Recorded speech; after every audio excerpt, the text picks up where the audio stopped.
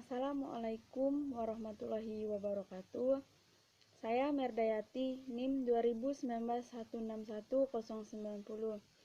Di sini saya akan menjelaskan tentang sejarah Pramuka. Kelahiran Pramuka di dunia mulai pada tahun 1907 ketika Robert Aden Powell saya mengadakan perkemahan di Pandean pertama di Pulau Brownsea. Buku Coasting for Boy ditulis oleh B.P. di tahun 1908. Buku pertama kali diterbitkan pada tanggal 15 Januari 1908 oleh penerbit Horace Cox When London as Coasting V atau Boy, sebegitu mentari pertopian dunia. Pada tahun 1920 dibentuk Dewan Internasional yang mempunyai 9 anggota dari kantor pusatnya berada di London, Inggris.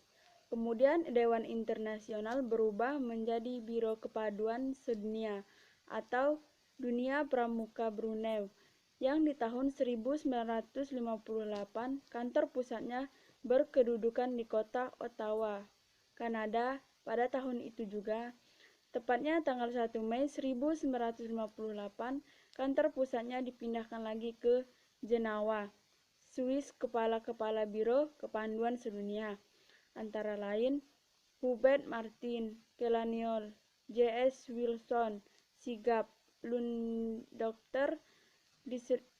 Lucrezio Nugi, Eduardo Missonil, Luke Panisot, Scott Teatare. Sri Sultan Mahangkubawono lahir di Yogyakarta Hadiningrat 12 April tahun 1912, meninggal di Washington DC, Amerika Serikat 2 Oktober tahun 1988 pada umur 76 tahun. Ia adalah salah satu seorang sultan yang pernah memimpin di Kesultanan Yogyakarta tahun 1940 sampai 1988 dan Gubernur Daerah Istimewa Yogyakarta yang pertama setelah kemerdekaan Indonesia. Ia pernah menjabat sebagai Wakil Presiden Indonesia yang kedua kali antara tahun 1972 sampai 1978. Ia juga dikenal sebagai Bapak Pramuka Indonesia dan pernah menjadi sebagai Ketua Khawatir Nasional Gerakan Pramuka. Jambore Dunia ke-1 tahun 1920, Jambore Dunia ke-23 tahun 2015. Sejarah kepramukaan Indonesia. Sejarah lahirnya gerakan pramuka di Indonesia bermula pada masa Indonesia dijajah oleh Belanda. Awal gerakan kepanduan ini bermula dari dirinya cabang Interland Skes Petpinder atau Ganisati atau NPO, kemudian berubah namanya menjadi Nederland Indische Padpinder yang artinya adalah Persatuan Pandu-Pandu Hindia Belanda. Bangsa kita mulai tertarik pada organisasi tersebut dan karena sifatnya yang universal, maka organisasi kepanduan dapat dengan cepat diterima oleh bangsa kita. Apalagi kondisi pada waktu itu sangat memungkinkan.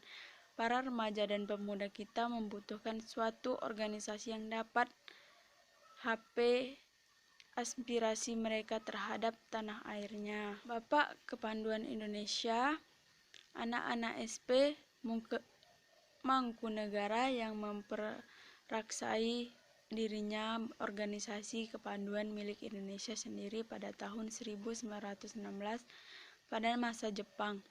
Gerakan ini dibubarkan karena pihak Jepang tidak menginginkan adanya sebuah organisasi yang dibuat tanpa ikut campur Jepang. Setelah Jepang pergi, gerakan pramuka di Indonesia kembali aktif dan baru dibentuk sebagai pramuka pada tahun 1961.